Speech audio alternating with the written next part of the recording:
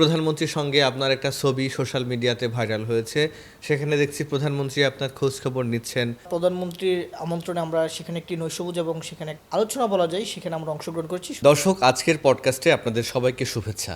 আজ আমাদের সঙ্গে অতিথি হিসেবে আছেন গণ অধিকার পরিষদের মুখপাত্র আবু হানিফ। আর আপনাদের সঙ্গে বরাবরের মতোই আছি আমি মামুন সোহাগ। আশা করি সবাই ভালো আছেন। কথা না বাড়িয়ে চলে যাব একেবারে সরাসরি প্রশ্নে। হানিফ ভাই কেমন আছেন? ভালো আছে, আপনি ভালো আছেন? আছি, আলহামদুলিল্লাহ ভালো আছি। আজকে আমরা যেই সময়টাতে কথা বলছি, জুলাই মাস, আজকের এই জুলাই 2 বছর আগের যে জুলাই, সেই সময় আর এই সময়ের আসলে মানে পার্থক্যটা আসলে কি দেখেন? জি, ধন্যবাদ আপনাকে, ধন্যবাদ আজকের পত্রিকাকে এবং যারা দর্শক শ্রোতা দেখছেন তাদেরকে গণ অধিকার পরিষদের পক্ষ থেকে শুভেচ্ছা। আসলে গণ অভ্যুত্থানের প্রায় 2 বছর, 5ই আগস্ট 2 বছর পূর্তি হবে। যে 2024 সালে ছাত্র জনতা যে আকাঙ্ক্ষা নিয়ে গণ অভ্যুত্থানটি ঘটেছিল, আমরা এই 2 বছরে খুব বেশি আশানুরূপ ফল এখন পর্যন্ত অর্জন করতে পারি নাই। এর জন্য আমাদের যেমন ব্যর্থতা রয়েছে, পাশাপাশি বিশেষ করে অন্তর্বর্তীকালীন সরকারের যারা দায়িত্ব ছিল দীর্ঘ সময়, প্রায় 18 মাস, তাদের ব্যর্থতা অনেক বেশি, কারণ তাদের দায়িত্ব অনেক বেশি ছিল, কারণ তারা বাংলাদেশের প্রেক্ষাপটে সবচেয়ে বেশি ম্যান্ডেট নিয়ে তারা দায়িত্ব নিয়েছিল, কিন্তু তারা ওই অর্থে খুব বেশি সফলতা দেখাতে পারেনি। আর গণঅভ্যুত্থানের পূর্বে যে বাংলাদেশ ছিল এবং গণঅভ্যুত্থানের পরবর্তী বাংলাদেশ, এখানে ব্যাপক পার্থক্য। যেমন অনেক কিছু মানুষ তখন বলতে পারতো না, এখন মানুষ বলতে পারে। দেখেন, শেখ হাসিনাকে মানুষ ফ্যাসিবাদ বলছে, স্বৈরাচার বলছে প্রায় 18 সালের নির্বাচনের পরে, কিন্তু তার আগে আরও 2টা নির্বাচন গেছে, তখন কিন্তু ওইভাবে বলতে পারে না বা বলার পরিস্থিতি তৈরি নেই। কিন্তু এখন দেখেন, এই সরকারের 5 মাস হয় নাই, নির্বাচিত সরকারের, এই সরকারকে দেদারসে যেভাবে পারে, যে মানে অকথ্য ভাষায় বা মানে কি বলে, যে কোনো ধরনের কটূক্তিমূলক ভাষায় সরকারের সমালোচনা করতে পারে, এটা তো একটা বড় অর্জন। এরকম তো পরিবেশ ছিল না, এবং তখন তো এক ধরনের যে পরিবেশ ছিল, এখন তো অনেকটাই মানে মানুষের অনুকূলে। তবে এই পরিস্থিতি আরও বেশি উন্নতি ঘটানো দরকার, বিশেষ করে আইন শৃঙ্খলা পরিস্থিতি। গণঅভ্যুত্থানের আগে দেখতাম যে আপনার সরকারের যারা বাহিনী ছিল, তারা মূলত অধিকাংশই ছিল সরকারের পৃষ্ঠপোষক এবং সরকারের এক ধরনের, বিশেষ করে আওয়ামী লীগের পারপাস সার্ভ করতো। সেই বাহিনী আমরা দেখলাম যে গণঅভ্যুত্থানের পরে একটা অনেকটা, বিশেষ করে পুলিশ বাহিনী অনেকটা মানে তাদের যে চেইন অফ কমান্ড অনেকটা ভেঙে পড়েছে, এবং এখানে বড় একটা পরিবর্তন হয়েছে। সেই জায়গাতে এখন পর্যন্ত আইন শৃঙ্খলা পরিস্থিতি খুব বেশি স্বাভাবিক হয়ে ওঠেনি। বিশেষ করে বিএনপি সরকার ক্ষমতায় আসছে, 5 মাস হয়ে গেছে অলরেডি, এখনও তারা খুব বেশি উন্নতি ঘটাতে পারে না। বিশেষ অন্তর্বর্তীকালীন সরকার সম্মত এই পরিস্থিতি অনেক বেশি খারাপ ছিল। প্রধান উপদেষ্টা ডক্টর মোহাম্মদ ইউনূস, যিনি ছিলেন বাংলাদেশের দায়িত্বে এই সময়টাতে, তাকেও আপনারা সহযোগিতা করেছেন, তা আসলে তারা পারল না কেন? দেখেন, আমরা গণ অধিকার পরিষদ এই গণঅভ্যুত্থানের যারা পক্ষে যারা ছিল, তাদের মধ্যে অন্যতম স্টেক হোল্ডার ছিল গণ অধিকার পরিষদ। কিন্তু অন্তর্বর্তীকালীন সরকারের সময় আমরা দেখি যে ডক্টর ইউনূস এবং তার ক্যাবিনেটের কিছু সদস্য বিশেষ কোনো গোষ্ঠীকে বা বিশেষ কিছু মহলকে তারা সবচাইতে বেশি প্রায়োরিটি দিত। অন্যদের মতামত নিলেও প্রকৃতপক্ষে তাদের অন্যদের মতামতের খুব বেশি গুরুত্ব তাদের কাছে থাকতো না। ফলে আমরা অনেক সময় তাদেরকে, আমাদের দলের প্রতিনিধি যারা যখনই মিটিং করেছে, তাদেরকে এই বিষয়গুলো তুলে ধরেছে, বা আমরা আমাদের জায়গা থেকে, আমাদের অবস্থান থেকে আমরা সেগুলো তুলে ধরেছি, সরকারের কীভাবে ভালো করা উচিত বা কোন কোন জায়গায় সরকারের সংশোধন করা উচিত। কিন্তু খুব বেশি ওই অর্থে তারা এই বিষয়গুলো মূল্যায়ন করে না, বা ওইভাবে তারা কানে নেয়। কারণ তারা তো একটা বিশেষ গোষ্ঠী বা বিশেষ একটা মানে মহলের দ্বারা পরিচালিত, এবং তারাও তাদের ক্ষমতা থাকা অবস্থায় দেখেন আপনারা, তারা তাদের এক ধরনের পৃষ্ঠপোষকতা, প্রত্যক্ষ পরোক্ষ পৃষ্ঠপোষকতা একটি রাজনৈতিক দল গঠন হয়, এবং সেখানে আমরা দেখলাম ডক্টর মোহাম্মদ ইউনূস একজনকে মাস্টার মাইন্ড বলে বিদেশে পরিচয় করেছে, আবার তার মধ্যে সে নিজে আবার অস্বীকার করেছে সে আসলে মাস্টার মাইন্ড না। এই যে আন্দোলনকে, যে একটা জেনারেলাইজ যে একটা আন্দোলন ছিল, সেটাকে একটা বিশেষ গোষ্ঠী বা কোনো বিশেষ গোষ্ঠীকে বেশি প্রাধান্য দেওয়ার যে চেষ্টাটা ছিল, সেটা অন্তর্বর্তীকালীন সরকারের সময় বেশি পরিলক্ষিত হচ্ছে। প্রশাসনেও বিশেষ করে যদি নাম বলি, বিশেষ করে জামাত এবং এনসিপি তখন ওই শুরুর দিকে গঠিত হয়নি, পরের দিকে গঠিত হয়েছে, কিন্তু এনসিপির নাগরিক পার্টি যারা ছিল, তারা এবং জামাত রাষ্ট্রের যন্ত্র সবচেয়ে বেশি তারা নিয়ন্ত্রণ করেছে। ফলে তারা অনেক বেশি সুবিধা নিয়েছে, এবং এই যে পরিস্থিতি উত্তরণের জন্য তারা খুব বেশি সরকারকে সহযোগ করে নাই, বরং তারা নিজেদের ফায়দাটা হাসিল করার চেষ্টা করেছে। হানিফ ভাই, 2 দিন আগেই দেখলাম প্রধানমন্ত্রীর সঙ্গে আপনার একটা ছবি সোশ্যাল মিডিয়াতে ভাইরাল হয়েছে। সেখানে দেখছি প্রধানমন্ত্রী আপনার খোঁজ খবর নিচ্ছেন, খুব কাছাকাছি। আসলে সেখানে কি হয়েছিল? আপনাকে প্রধানমন্ত্রী কি বললেন? দেখা হওয়ারই কারণ ছিল কি আসলে? আসলে গত সম্প্রতি সময়ে আমরা প্রধানমন্ত্রীর আমন্ত্রণে আমরা সেখানে একটি নৈশভোজ এবং সেখানে একটা আলোচনা বলা যায়, সেখানে আমরা অংশগ্রহণ করছি। শুধু আমরা না, গণ অধিকার সহ প্রায় 40টি রাজনৈতিক দলের সিনিয়র নেতৃবৃন্দ সেখানে ছিল। সেখানে প্রধানমন্ত্রী আন্তরিকতার সাথে প্রত্যেক পার্টির ইন্ডিভিজুয়াল লিডারদের সাথে তিনি নিজে গিয়ে হ্যান্ডশেক করছে, এটা খুবই ইতিবাচক। একজন দেশের প্রধানমন্ত্রী তিনি নিজে গিয়ে প্রত্যেকটা নেতার কাছে কাছে গিয়ে হ্যান্ডশেক করা এবং খোঁজখবর নেওয়া এবং প্রত্যেকের সাথে ইন্ডিভিজুয়ালি সে নিজে থেকে প্রশ্ন করে যে আপনি কেমন আছেন।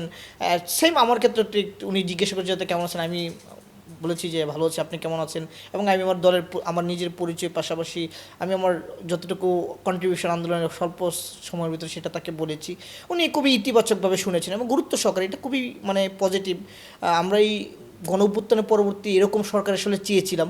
শুধু এই বিষয়টি না, আপনি যদি দেখেন যে এই সরকারের অল্প সময়ের ভিতরে হয়তো কিছু বিষয়ে তাদের সমালোচনা থাকতে পারে, কিন্তু এই সরকারের বেশ কিছু ইতিবাচক মানে পরিস্থিতি লক্ষ্য করা যায়। বিশেষ করে প্রধানমন্ত্রী যিনি, আপনি দেখেন অন্য সময় প্রধানমন্ত্রী যখন রাস্তায় কোনো জায়গায় যেত 2 ঘন্টা 3 ঘন্টা আগে রাস্তা বন্ধ করে দেওয়া হতো, সাধারণ মানুষ যান চলাচল বন্ধ থাকতো। কিন্তু এই প্রধানমন্ত্রী দেখেন আপনার যাচ্ছে, তিনিও স্বাভাবিক মানুষের মতো ট্রাফিক সিগন্যাল মেনে রাস্তা মানে গাড়ি যাচ্ছে এবং মানুষও স্বাভাবিকভাবে তার পাশ দিয়ে যাচ্ছে, মানুষ বুঝতেও পারতেছেন না তিনি একজন প্রধানমন্ত্রী যাচ্ছে। এই যে একটা চেঞ্জ, এটা তো একটা গণঅভ্যুত্থানের একটা সফলতা বলে আমরা মনে করি এবং এই প্রধানমন্ত্রীর কাছে আমরা সেই চেঞ্জটা আমরা লক্ষ্য করতে পারছি এবং এদেশের মানুষ এটা লক্ষ্য করতে পারছি। প্রধানমন্ত্রী বিশেষভাবে কি বললেন আসলে ওই দিন, সবাইকে কি বার্তা দিলেন?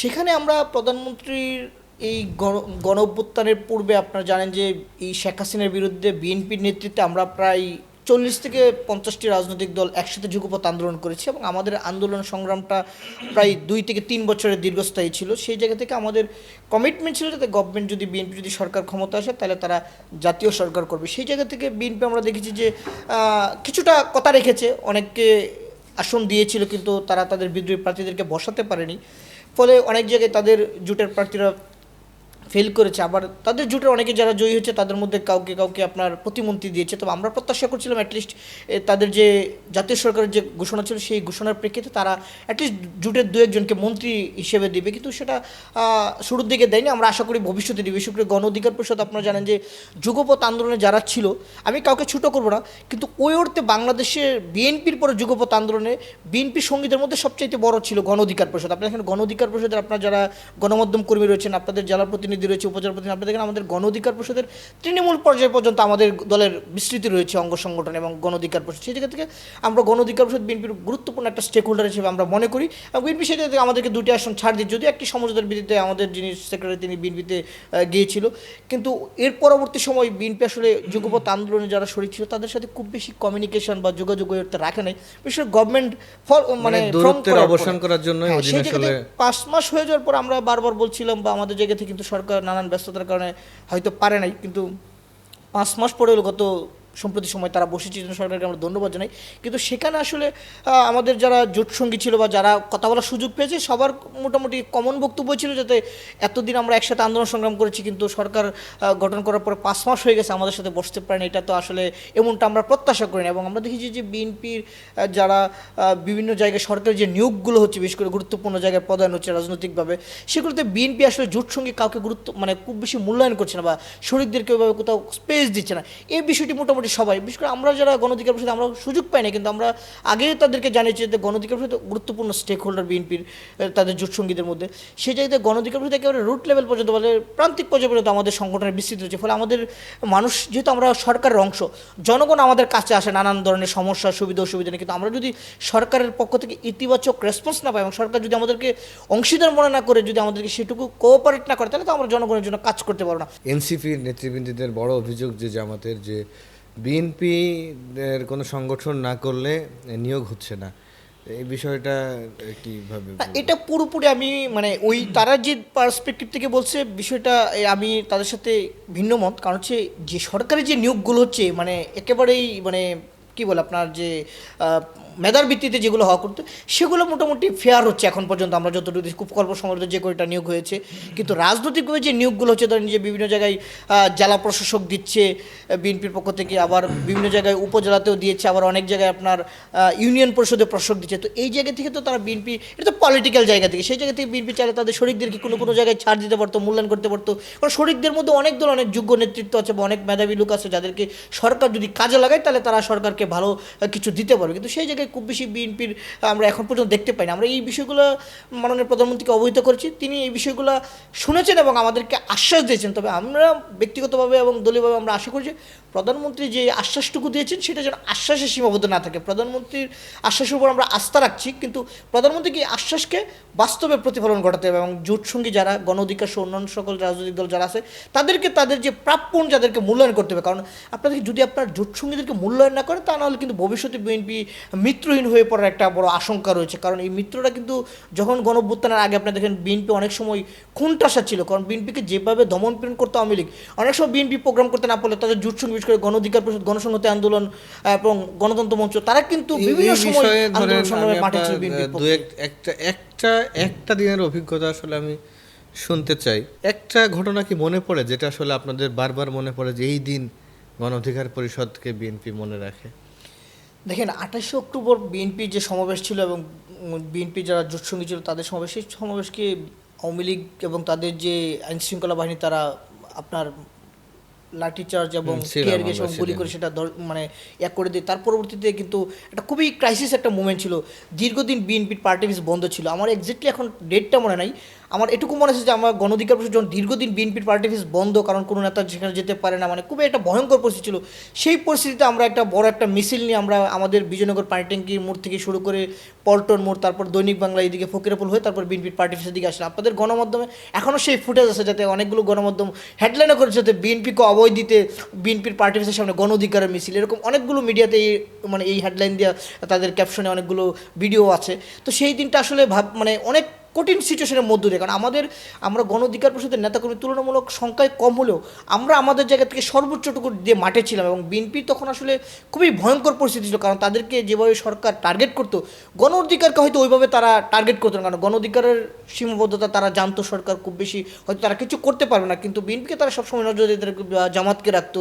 তো গণ অধিকার সেই জায়গা থেকে এই ভয়ঙ্কর পরিস্থিতির মধ্য দিয়ে আমরা বিশেষ করে 28 অক্টোবরের পর হরতাল বলেন, অবরোধ বলেন, আমরা দেখবেন যে বিএনপি অনেকদিন রাস্তায় নামতে পারেনি, কিন্তু আমরা কখনো মালিবাগে মিছিল করেছি, কখনো রামপুরায় মিছিল করেছি, কখনো আপনার মগবাজারে মিছিল করছি, মানে এক এক দিন এক এক জায়গায়। আপনি 28 অক্টোবর পর বেশ কয়েকদিন কিন্তু টানা হরতাল অবরোধ এরকম কর্মসূচি ছিল যুগপৎ আন্দোলনের। আমরা কিছু কঠিন পরিস্থিতিতে প্রতিদিনই কোনো না কোনো জায়গায় আমরা মুভ করছি। এক জায়গায় মুভ করে দেখেছি প্রশ্ন আগে থেকে সেটা অবগত থাকতো, ফলে আমরা স্থান চেঞ্জ করে প্রতিদিনই কোনো না কোনো মুভমেন্টের মধ্যে ছিলাম। তো এই পরিস্থিতিগুলো এখন মনে করি, কিন্তু বিএনপির উচিত সেগুলো এখন মূল্যায়ন করা, শুধু গণ অধিকারকে না, তাদের সাথে যারা জোট সঙ্গী ছিল তারা অনেকেই কঠিন মুহূর্তের মধ্যে দিয়ে তখন বিএনপিকে সমর্থন করেছে বা সাপোর্ট দিয়েছে। তো সেই জায়গা থেকে বিএনপির এখন উচিত, যেহেতু বিএনপির এখন সুসময় তারা গভর্নমেন্ট আছে, তাদের উচিত তাদেরকে মূল্যায়ন করা। নির্বাচন পরবর্তী সময় বা পূর্ববর্তী সময়ে গণ অধিকার পরিষদের সম্ভবত দুজন নেতাকেই বিএনপি মনোনয়ন দিয়েছিল, একজন নুরুল হক নূর, একজন রাশেদ খান। জি, এখানে একটু হচ্ছে আমাদের গণ অধিকার পরিষদের সেক্রেটারি ছিল জনাব রাশেদ খান, তিনি তখন তার যে আসন চেঞ্জ হওয়ার কারণে তিনি বিএনপিতে গিয়ে, কারণ যেহেতু তার নিজ যে আসন সেই আসন ছেড়ে অন্য আসনে তাকে নির্বাচন করতে চেয়ে, ফলে সেই পরিস্থিতিতে সে মনে করছিল যে হ্যাঁ একটু কৌশলী অবলম্বন করে সে তখন বিএনপিতে যোগ দিয়ে দাঁড়িয়ে শেষে নির্বাচন করেছিল। আর আমাদের যিনি দলের প্রধান নুরুল হক নূর, তিনি তো গণ অধিকার পরিষদের ট্রাক নিয়ে তিনি নির্বাচন করেছেন এবং ট্রাক মার্কায় তিনি বিজয়ী হয়েছিলেন।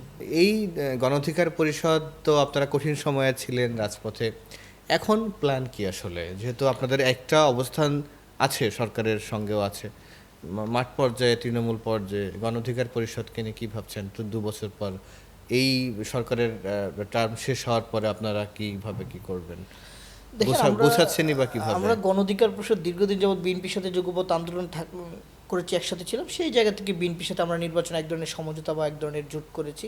কিন্তু নির্বাচন পরবর্তীতে গভর্নমেন্ট ও সরকারে আমাদের এক দলের যিনি প্রধান তিনি প্রতিমন্ত্রী হয়েছেন এবং আমাদের দল থেকে যিনি বিএনপিতে গিয়েছিলেন জনাব রাশেদ খান, তিনিও এখন সরকারের গুরুত্বপূর্ণ দায়িত্বে এসেছেন। তো আমরা আমাদের দলের জায়গা থেকে এখন আমাদের পরিকল্পনা হচ্ছে আমরা আমাদের দলটাকে সামনে আরও গোছানোর পরিকল্পনা নিচ্ছি, বিশেষ করে আমাদের জেলা কমিটিগুলো নতুন করে রিফর্ম করা, উপজেলাগুলো কমিটি রিফর্ম করা, পাশাপাশি বিভিন্ন জায়গায় ইউনিয়ন কমিটি দেওয়া এবং আমাদের কেন্দ্রীয় কমিটি একটা রিফর্ম করার একটা পরিকল্পনা আমাদের আছে। আমরা খুব শীঘ্রই আমরা আনুষ্ঠানিকভাবে ঘোষণা দেব যে আমরা আমাদের আগামী এই ডিসেম্বরে অথবা জানুয়ারিতে আমরা কাউন্সিলের মাধ্যমে আমাদের কেন্দ্রীয় কমিটি আবার নতুন করে করব। সে লক্ষ্যে ইতিমধ্যে আমরা আমাদের দলের অভ্যন্তরীণ যে ফোরামে সেখানে আলোচনা করে কিছু সিদ্ধান্ত নেওয়া হচ্ছে, আমাদের বিভাগীয়গুলোতে নতুন করে কমিটি দেওয়া হয়েছে এবং কিছু দায়িত্ব পুনর্বন্টন করা হচ্ছে এবং এই মূল উদ্দেশ্য হচ্ছে আমাদের দলকে একটু চাঙ্গা করা এবং সংগঠনকে আরও বিস্তৃতি করা, কারণ যেহেতু এখন আমাদের গভর্নমেন্ট আছে, ফলে আমাদের পলিটিক্যাল অ্যাক্টিভিটি তো খুব একটা বেশি নাই। তবে সেই জায়গা থেকে আমরা আমাদের সামাজিক অ্যাক্টিভিটি এবং সরকারের যে বিভিন্ন সুযোগ সুবিধা জনগণের কাছে পৌঁছে দেওয়ার জন্য যে ধরনের অ্যাক্টিভিটি আমাদের সংগঠন থাকা দরকার, সেই অ্যাক্টিভিটিকে জারি রাখার জন্য আমরা আমাদের দলকে আপাতত গুছাচ্ছি। আর যেহেতু সামনে স্থানীয় সরকার নির্বাচন হবে, আমরা যে গণ অধিকার পরিষদ জাতীয় নির্বাচনে বিএনপির সাথে জুটে গিয়েছিল, কিন্তু স্থানীয় সরকার নির্বাচনে হয়তো ওইভাবে জোট হওয়ার বা সমন্বিত হওয়ার খুব একটা সম্ভাবনা নাই, কারণ যেহেতু কোনো দলীয় মার্কা থাকবে না। সেই জায়গা থেকে গণ অধিকার পরিষদ আমরা আমাদের লাস্ট কিছুদিন আগে যে আমাদের যে সমাবেশ হয়েছিল আমাদের যে দলের অভ্যন্তরীণ, সেখানে আমরা আমাদের নেতাকর্মীদেরকে আমরা নির্দেশনা দিয়েছি যারা স্থানীয় সরকার নির্বাচনে অংশগ্রহণ করতেছে তারা যেন এখন থেকেই তাদের প্রস্তুতি নেয় এবং তারা যেন মানুষের কাছে যায়। মানুষের সমস্যার সুবিধা অসুবিধা যদি সমাধান না করে বা মানুষের কাছে যদি না যায়, তাহলে কিন্তু নির্বাচনের সময় খুব বেশি ভালো করার সুযোগ নেই। ফলে আমরা আমাদের যারা নেতাকর্মীরা স্থানীয় সরকার নির্বাচনে অংশগ্রহণ করতে ইচ্ছুক তাদেরকে আমরা আরও আগেই আমরা তাদেরকে নির্দেশনা দিচ্ছি এবং আমরা আপাতত এককভাবেই আমরা স্থানীয় সরকার নির্বাচনে অংশগ্রহণ করার দিক দিয়ে আমরা প্রস্তুতি নিচ্ছি। গণ অধিকার পরিষদ এই আপনাদের দলে বর্তমানে নুরুল হক নূর কেমন সময় দিচ্ছেন, আসলে কিভাবে কার্যক্রমগুলো চলছে? দেখেন, নুরুল হক নূর যেহেতু সরকারের একজন প্রতিমন্ত্রী, ফলে রাষ্ট্রের অনেক গুরুত্বপূর্ণ তার কাজ থাকে, তার অনেক ব্যস্ত থাকে, তার মন্ত্রণালয় সামলাইতে হয়, সরকারের বিভিন্ন কাজ থাকে। সেই জায়গা থেকে তিনি অনেকটা মানে খুবই কঠিন সময়ের মধ্যে যাচ্ছে। তারপরেও তিনি আমাদের অফিসে নিয়মিত আসার চেষ্টা করেন। যদি অফিসে না আসতে পারেন, আমাদের যারা সিনিয়র নেতৃবৃন্দ আছেন তাদের সাথে নিয়মিত যোগাযোগ করে তার জায়গাতে যে দিক নির্দেশনা বা পরামর্শ সেগুলো দেন, বা আমরাও যে কোনো বিষয়ে তার সাথে যোগাযোগ করলে তিনি সর্বোচ্চ পরিমাণে রেসপন্স করেন। এবং তিনি তার জায়গা থেকে এখন ব্যস্ত সময়, এখন তার আগের মতো আর রাজনীতিতে সময় দেওয়ার সুযোগ নেই, যেহেতু একটা গভর্নমেন্টের অংশ, তার সরকারি নানান ধরনের অ্যাক্টিভিটি থাকে। ফলে ওই অর্থে খুব বেশি এখন ওইভাবে সময় দিতে পারে, কিন্তু তিনি চেষ্টা করেন তার জায়গা থেকে সর্বোচ্চটুকু দেওয়ার। মানে অফিস, তার যে মন্ত্রণালয়ের কাজ শেষে সন্ধ্যায় অফিসে আসে বা রাতে আসার চেষ্টা করছেন দেওয়ার, এবং না আসতে পারলেও তিনি তার জায়গা থেকে আমাদের যারা সিনিয়র নেতৃবৃন্দ আছেন তাদের সাথে তিনিও যোগাযোগ করে নির্দেশনা দেন, বা আমরাও প্রয়োজনে তার সাথে যোগাযোগ করে আমরা আমাদের করণীয় নির্ধারণ করছি। দলের মুখপাত্র হয়েছেন, হঠাৎ করেই গণ অধিকার পরিষদের এই পদ পরিবর্তন, কি পরিবর্তন আনলেন আপনারা? দেখেন, আমি তো এই গণ অধিকার পরিষদের যে যাত্রা শুরু, বিশেষ করে 2018 সালে কোটা সংস্কার আন্দোলন, সেই আন্দোলন থেকে আমি এই সংগঠনের সাথে যুক্ত এবং একজন সংগঠক হিসেবে 18 সালের আন্দোলন থেকে এই সংগঠনের সাথে ছিলাম। এবং এই গণ অধিকার পরিষদ যখন শুরুর দিকে গঠিত হয় 2021 সালে আমার আনুষ্ঠানিকভাবে, সেখানেও আমি একটা গুরুত্বপূর্ণ দায়িত্বে ছিলাম। বিশেষ করে আমি তখন যুগ্ম আহ্বায়ক এবং মিডিয়া সমন্বয়কের দায়িত্ব পালন করছি। পরবর্তীতে কাউন্সিলের মাধ্যমে আপনার যে আমাদের যে দলের যে দুটা স্ট্রাকচার ছিল, একটা হচ্ছে উচ্চতর পরিষদ এবং একটা হচ্ছে নির্বাহী পরিষদ। সেই উচ্চতর পরিষদও কিন্তু নির্বাচনের মাধ্যমে মানে যারা সিলেক্টেড হয় তারা নির্বাচনের মাধ্যমে, সেখানে 8 জনের মধ্যে আমি প্রথম সিলেক্টেড হই এবং আমি সর্বোচ্চ পরিমাণ ভোট পেয়ে সেখানে সিলেক্টেড হয়েছিলাম, নির্বাচিত হয়েছিলাম। সেটা দীর্ঘদিন যাবত দায়িত্ব পালন করছি। এখন দলের প্রয়োজনে দল মনে করছে যে আসলে এই জায়গা থেকে এখন আমাকে একটা দায়িত্ব দেয়, সেটা দল আলোচনা করে আমাকে মুখপত্রের দায়িত্ব দিয়েছে। শুধু এখানে না, আমরা আমাদের যে সম্প্রতি সময় আমরা বেশ কয়েকটি বিভাগে নতুন করে কমিটি দিয়েছি, বিশেষ করে 10টা বিভাগে আমরা নতুন করে সাংগঠনিক টিম করে দিয়েছি, কারণ আমরা দলটাকে একটু মানে গুছিয়ে নিতে চাই, যাতে করে আমাদের কাজের অ্যাক্টিভিটিসগুলো একটু আরও গতিশীল বৃদ্ধি পায়। সেই জায়গা থেকে দল আমাকেও দায়িত্ব দিয়েছে। পাশাপাশি অঙ্গ সংগঠনে আমরা বেশ কিছু নতুন কমিটি দিয়েছি। বিশেষ করে সম্প্রতি সময় আমাদের আইনজীবী অধিকার পরিষদের কমিটি হয়েছে, পেশাজীবী অধিকার পরিষদের কমিটি হয়েছে এবং যুব অধিকার পরিষদের কমিটি হয়েছে। তো আমরা আমাদের অঙ্গ সংগঠনগুলোকেও রিফর্ম করার মধ্যে দিয়ে এবং মূল দলকে রিফর্ম করার মধ্যে দিয়ে আমরা আমাদের সাংগঠনিক গতিশীলতা বৃদ্ধি এবং আমাদের মধ্যে যারা সম্প্রতি সময় বা গত কয়েক বছরে যারা ভালো পারফরমেন্স করছে তাদেরকে আরও যোগ্য পদে মূল্যায়ন করার জন্য আমরা আস্তে আস্তে এই কমিটিগুলো পুনর্গঠন করছি। আচ্ছা হানিফ ভাই, গতকালই এনসিপির অন্যতম পরিচিত মুখ নাসিরউদ্দিন পাটোয়ারি বলেছেন যে এই সময়ের ইনু মেনন হচ্ছে রাশেদ খান এবং নুরুল হক নূর। আপনি গণ অধিকার পরিষদের মুখপাত্র হিসেবে নাসিরউদ্দিন পাটোয়ারির এই বক্তব্যকে আপনি কি বিষয়টা কি একমত, নাকি আপনার কোনো ব্যাখ্যা আছে? দেখেন, নাসিরউদ্দিন পাটোয়ারি আসলে আমি কোনো ব্যক্তি সম্পর্কে ইন্ডিভিজুয়ালি আসলে মন্তব্য করতে খুব একটা ইন্টারেস্টেড না। তারপরে আমি যেহেতু প্রশ্ন করেছেন আমি বলি না, নাসিরউদ্দিন পাটোয়ারি আসলে কোনো ধরনের রাজনৈতিক আইডিওলজি আছে কিনা আমার জানা নেই, কারণ সে মূলত আসলেই সে কিন্তু অরিজিনাল গুপ্ত। কারণ সে ধরেন বাম সংগঠন করলে কিংবা এবি পার্টি করলে দিন শেষে কিন্তু সে তার যে পূর্বের স্থান অর্থাৎ জামাত, সেখানে কিন্তু সে ফেরত আসছে।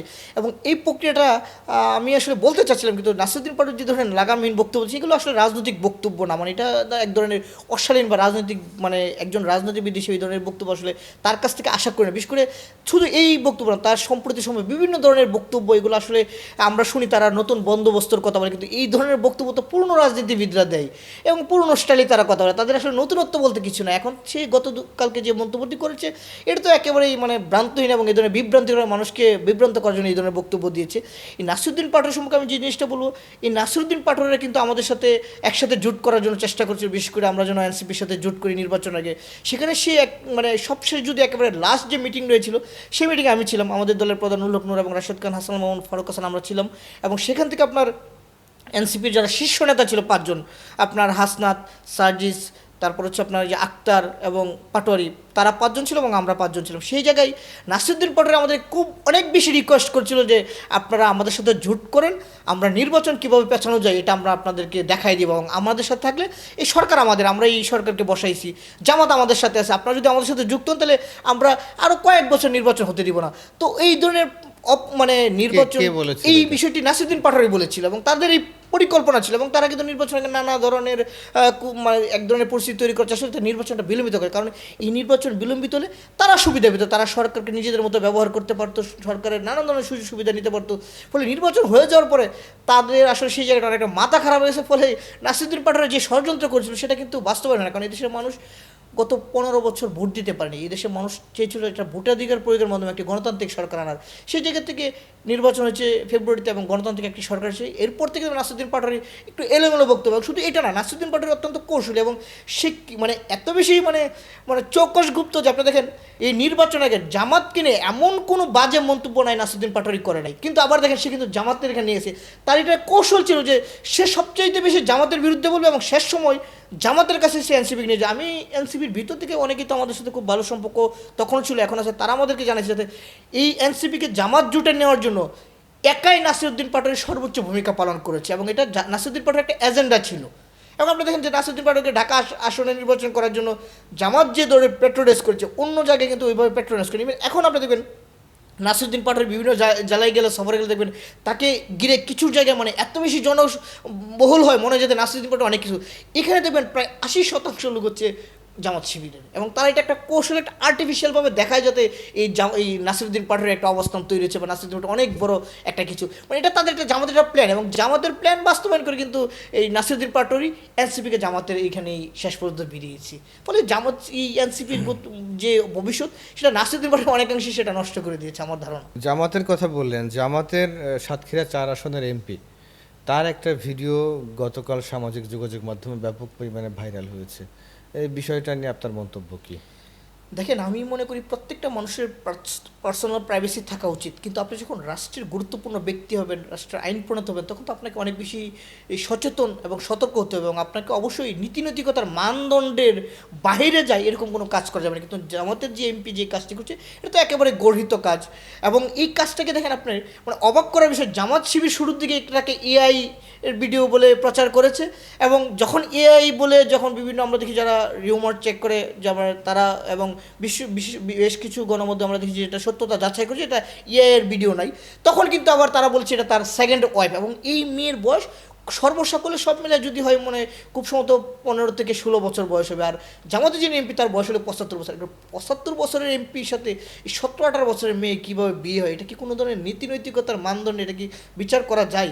অথচ জামাত শিবির দেখেন সেটাকে ডিফাইন করছে। এই জামাত শিবির আসলে বিশেষ করে তাদের যে বট বাহিনী, এরা তো আসলে কোনো নীতি নৈতিকতা আদর্শ না। আপনি জামাতের বিরুদ্ধে যদি আপনি কোনো সত্য কথা বলেন, যদি জামাতের বিরুদ্ধে, তাহলে আপনাকে এমন কোনোভাবে নাই যাতে তারা আপনাকে হেনস্থা করবে না, অপমান অপদস্থ করবে না, এবং তারা আপনাকে এমন ধরনের অশ্লীল গালিগালাজ করবে আপনি চিন্তা করতে পারেন। দেখেন এই হলো অবস্থা। অথচ তাদের দলের যারা নেতা আছে তাদের বিষয়ে এই যে গতকালকে যে ঘটনাটা ঘটেছে, এটা তো জামাত শিবির শুরু থেকে তারা স্বীকার করে তার বিরুদ্ধে ব্যবস্থা নিত, কিন্তু শুরুর দিকে তারা এটাকে এডিটের মানে ভিডিও, পরবর্তীতে বলছে এটা তার সেকেন্ড ওয়াইফ, মানে এখনও জামাত শিবির এটাকে ডিফেন্স করার চেষ্টা করছে। অথচ উচিত ছিল মিনিমাম আপনার মানে আইনগতভাবে সেটা কি সেটা পরে দেওয়া, কিন্তু মানুষের তো মিনিমাম ইথিক্স থাকে। এবং জামাত শিবির একটা মানুষ বলে যে তার একটা ইসলামিক সংগঠন, তো একটা ইসলামিক সংগঠনের কাছ থেকে যদি মানুষ এই ধরনের আচরণ বা এই ধরনের ব্যবহার পায় তাহলে তো আসলে দুঃখজনক। তো আমি জামাত শিবিরের প্রতি আমার পরামর্শ হচ্ছে তারা গণতান্ত্রিক দেশে রাজনীতি করবে বা করুক, কিন্তু তাদের যে জামাতে ইসলাম, বাংলাদেশ জামাতে ইসলাম, তাদের নামে শেষে ইসলাম লাগানো, কিন্তু তারা আসলে ইসলাম কায়েম করতে চায় কিনা সেটা তারা নিজেরাও বলতে পারে না। তাহলে তাদের নামের শেষে কেন ইসলাম লাগাইলো? আবার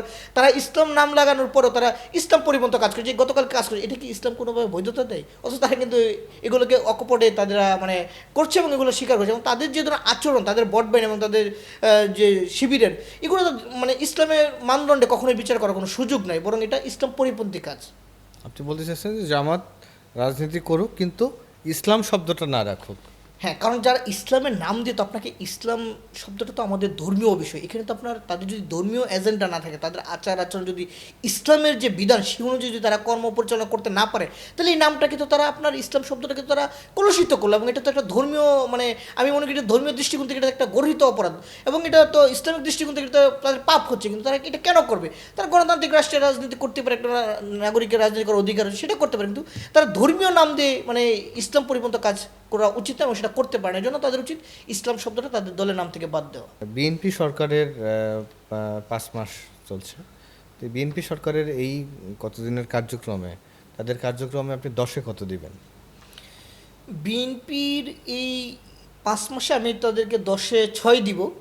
আর যেহেতু বিএনপি এমন একটা পরিস্থিতিতে ক্ষমতায় নিয়েছে, তখন আপনার দেশে নানান ধরনের ক্রাইসিস ছিল, বিশেষ করে অন্তর্বর্তীকালীন সরকার একটা পরিস্থিতির কারণে গণঅভ্যুত্থানের পরে তারা খুব বেশি মানে উন্নতি ঘটাতে পারে নাই, সেই জায়গাতে এই নির্বাচিত সরকার দায়িত্ব নিচ্ছে, এবং এই সরকার দায়িত্ব নেওয়ার পর আপনার দেখেন যে রাশিয়ায় যে আপনার যে ইউক্রেন যুদ্ধ চলছে একদিকে, আবার অন্যদিকে আপনার হচ্ছে আপনার ইরান এবং আপনার যে আপনার ফিলিস্তিনের যুদ্ধ, এসব কারণে মধ্যপ্রাচ্যে আপনার দেখেন যে একটা সংকট তৈরি হয়েছে, ফলে নানান ধরনের অর্থনৈতিক সংকট বাংলাদেশে দেখা যায়। এই ধরনের একটা ক্রাইসিস মুভমেন্টে যে সরকার এখন পর্যন্ত ইতিবাচকভাবে সেগুলোকে ডিল করতে পারছে, এটা নিঃসন্দেহে সরকারের জন্য ইতিবাচক। কিন্তু আইনশৃঙ্খলা পরিস্থিতি খুব বেশি উন্নতি ঘটে না, যেহেতু সরকারের একজন গুরুত্বপূর্ণ ব্যক্তি হচ্ছেন আইনশৃঙ্খলা এই মন্ত্রী, এই আপনার স্বরাষ্ট্রমন্ত্রী যেমন সালাউদ্দিন আহমদ, একজন প্রবীণ রাজনীতিবিদ এবং বিএনপির একজন সিনিয়র নেতা।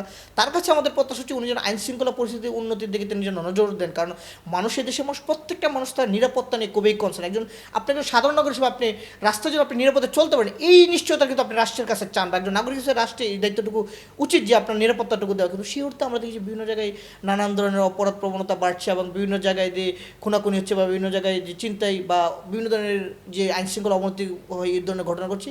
এই জায়গাতে সরকারকে আরও বেশি ইতিবাচকের পাশাপাশি সরকার যদি ভালো করতে চায়, তাহলে সরকারের যারা অংশীজন ছিল, বিশেষ করে মিত্র, তাদেরকে সাথে নিয়ে এবং তাদের যারা যোগ্য ব্যক্তি রয়েছে তাদেরকে সরকারে কীভাবে মানে যুক্ত করে তাদের যে মেধা সেটাকে সরকারের কাজে লেগে কীভাবে সরকার আরও এগিয়ে যেতে পারে, সেই জন্য বিএনপিকে উচিত তাদের মিত্রদেরকে কাজে লাগানো। জুলাই মাসে কোটা আন্দোলন করতে গিয়ে আপনি সম্ভবত গ্রেপ্তার হয়েছিলেন, এই সময়ের অভিজ্ঞতাটা একটু ছোট্ট করে বলবেন কিনা? জুলাই গণঅভ্যুত্থানে শুধু আমি নই, আমাদের দলের 11 জন শহীদ হয়েছিল, প্রায় 500-র বেশি আহত হয়েছিল, এবং আমাদের দলের যিনি প্রধান নুরুল হক নূর, উনি আটক হয়েছিলেন এবং উনি 2 দফায় রিমান্ডে ছিলেন। পরবর্তী সময় আমিও 26শে জুলাই দিবাগত রাত মধ্যরাত আমাকে র্যাব আমাকে নারায়ণগঞ্জের বাসা থেকে তুলে নিয়েছিল। আমি 2 দিন র্যাবের এখানে গুম ছিলাম। আমি আসলে তখন জানতাম না যে র্যাব আমাকে যেখানে রেখেছিল সেটা আসলে আয়নাগর। আমি যখন অন্তর্বর্তীকালীন সরকারের সময় আয়নাগর দেখলাম, তখন আমি বুঝতে পারছিলাম যে আমি যেখানে ছিলাম সেটাও একটা আয়নাগর, মানে খুবই ভয়ঙ্কর পরিস্থিতির মধ্য দিয়ে আমি ছিলাম। তো সেই জায়গা থেকে সেই স্মৃতি এখনও আমার মানে মাঝে মাঝে মনে হয়। কিন্তু আমার সবচেয়ে কষ্ট লাগে যে আমরা এই জুলাই গণঅভ্যুত্থানে অনেক মানুষ শহীদ হয়েছে, প্রায় 1400 মতো শহীদ হয়েছে, প্রায় 30,000-এর অধিক আহত হয়েছে, অনেকে পঙ্গুত্ব বরণ করছে। কিন্তু আসলে ওই মুহূর্তে যাদের জীবন দিল, যাদের অঙ্গহানি ঘটলো, তাদের জায়গা থেকে তারা আসলে কী পেলো? আমরা তো যেই বাংলাদেশের জন্য আমরা এই লড়াইটা করছিলাম, ওই মুহূর্তে কিন্তু আমরা এখন পর্যন্ত সফল হতে পারি না। হ্যাঁ, আমরা চেষ্টা করে যাচ্ছি, কিন্তু অন্তর্বর্তীকালীন সরকারের সময় যে দায়িত্বটুকু ছিল তারা খুব বেশি সেখানে সফল হতে পারেনি। আপনি দেখেন যে আমার আসলে খুব বেশি কষ্ট লাগে যে আমি যাত্রাবাড়ির যে একটা ঘটনা, আপনি দেখেন যে খুব সময় 18 তারিখে একটা ছেলে গুলিবিদ্ধ হয়ে মারা গেছিলো ঢাকা মেডিকেলে, তার ওয়াইফ খুব সম্ভবত 20-21 বছরের একটা মেয়ে, তার একটা বাচ্চা, সে বলছিল তা আমার কি আসলে বিধবা হওয়ার বয়স? একটা মেয়ে মানে কোন পরিস্থিতি থেকে এই প্রশ্ন করতে পারে, এবং তার একটা বাচ্চা ছিল, সে বলছে তো আমার এই বাচ্চার কী ভবিষ্যৎ, মানে আমার কি এই বয়সে বিধবা হওয়ার বয়স?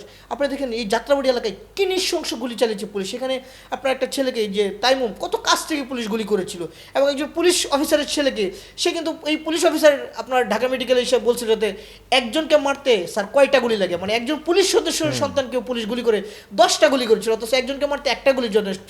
একজন পুলিশ অফিসার তখন প্রশ্ন করেছিল একজনকে মারতে স্যার কয়টা গুলি লাগে। এই যে পরিস্থিতি, শুধু এখানে না, সারা দেশে যে পরিমাণ মানুষের উপর যেভাবে দমন পীড়ন করছে আইনশৃঙ্খলা বাহিনী এবং আওয়ামী লীগ, সেই জায়গাতে মানুষ প্রতিরোধ করে অবশ্যই শেখ হাসিনাকে পতন ঘটিয়েছে। অনেকেই বলে, এবং শেখ হাসিনাও আমরা শুনেছি বলছে যে এই ডিসেম্বরে নাকি ফিরবে। আমার মনে হয় এটা কাল্পনিক, এবং বাংলাদেশে শেখ হাসিনা ফিরবে কি ফিরতে পারবে কি পারবে না, এটা এই দেশের মানুষ 5-1 সিদ্ধান্ত দিয়েছে। জনগণ তখনই আওয়ামী লীগকে প্রতারিত করবে। এটা তো আমি বললাম এই সব মানে এই কাল্পনিক, এটা কখনোই বাস্তবায়ন হবে না। আর আওয়ামী লীগের ফেরার কোনো সম্ভাবনা আমি বাংলাদেশে দেখি না। আপনাকে মনে রাখতে হবে, এই আওয়ামী লীগ 75-এ যখন বঙ্গবন্ধু হত্যাকাণ্ডের শিকার হয়, তখন আওয়ামী লীগ 21 বছর পরে ক্ষমতায় আসছিল। তখন কিন্তু আওয়ামী লীগ খুব বেশি মানুষের উপর অ্যাগ্রেসিভ আচরণ করে নাই। তবে হ্যাঁ, ৭১-এর পর ৭৫ পর্যন্ত আওয়ামী লীগ যে বাকশাল কায়েম করেছিল, মানুষ অনেকটা অতিষ্ঠ ছিল। কিন্তু গত ১৫ বছর যে আপনার আওয়ামী লীগ যেভাবে মানুষের উপর দমন পীড়ন, গুম খুন, নির্যাতন চালিয়েছে, এবং সবশেষ জুলাই গণঅভ্যুত্থানে মানুষের উপর যেভাবে দমন পীড়ন এবং গুলি করে টিকে থাকতে চেয়েছিল, সেখানে কিন্তু আওয়ামী লীগ ব্যর্থ ছিল। গণ অত্যাচার, শুধু আওয়ামী লীগ যেই জুলাই গণঅভ্যুত্থানে যে অপরাধটা করছে, সেটা কিন্তু বাংলাদেশের মানুষ না, আন্তর্জাতিকভাবে স্বীকৃত। বিশেষ করে জাতিসংঘ যে তদন্ত কমিটি করেছিল, তারা কিন্তু বলছে যে আওয়ামী লীগ গণ অভ্যুত্থানে মানবতা বিরোধী অপরাধ করছে এবং মানবাধিকার লঙ্ঘন করছে। যাতে আন্তর্জাতিকভাবে স্বীকৃত, একটা আন্তর্জাতিকভাবে স্বীকৃত একটা অপরাধী দল বাংলাদেশের রাজনীতি এত সহজে প্রাসঙ্গিক হবে বলে কখনো এটা ভাবার সুযোগ নেই। বরং আওয়ামী লীগকে বাংলাদেশের রাজনীতিতে ফিরতে হলে ৪২ বছর অপেক্ষা করতে, এবং শুধু ৪২ বছর না, আওয়ামী লীগ ৮১ সালে যখন শেখ হাসিনা ফিরেছিল, তখন আওয়ামী লীগের যিনি সভানেত্রী ছিলেন শেখ হাসিনা, কিন্তু তখন আপনারা দেখেন তিনি কিন্তু কখনো হিজাব পরেন না, তখন কিন্তু তিনি হিজাব পরে জনগণের কাছে ক্ষমা চেয়েছিল। এই আওয়ামী লীগ যে জুলাই গণঅভ্যুত্থানে যে হত্যাকাণ্ড ঘটিয়েছে, আওয়ামী লীগকে যদি ফিরতে হয় এবং শেখ হাসিনাকে প্রত্যেকটা শহীদ পরিবারের কাছে গিয়ে ক্ষমা চাইতে হবে, এবং প্রত্যেক শহীদদের কবরে ফুল দিয়ে আওয়ামী লীগকে বাংলাদেশের রাজনীতিতে ব্যাক করতে হবে। সুতরাং সেটার সম্ভাবনা আমি আওয়ামী লীগের যে বাস্তবতা, সেটা নেই বলেই করতেও চলে। পারবে না, আর আওয়ামী লীগ বাংলাদেশের রাজনীতিতে ব্যাক করতে পারবেও না। অনেক ধন্যবাদ হানিফ ভাই, অনেক কথা হলো। আপনার রাজনৈতিক আমাদেরও প্রত্যাশা থাকুক যে নতুন বাংলাদেশ নতুনভাবে সবার প্রত্যাশা মতো চলুক। দর্শক, আমরা আজকের পডকাস্ট এখানে শেষ করছি। আর পুরোটা সময় জুড়ে আজ আমাদের সঙ্গে অতিথি হিসেবে ছিলেন গণ অধিকার পরিষদের মুখপাত্র আবু হানিফ। হানিফ ভাই, এতক্ষণ আমাদের সঙ্গে যুক্ত থাকার জন্য আপনাকে অনেক ধন্যবাদ। আপনাকেও ধন্যবাদ, আজকের পত্রিকাকে ধন্যবাদ, এবং দর্শক শ্রোতাদেরকেও ধন্যবাদ। দর্শক, বিদায় নিচ্ছি এখানেই।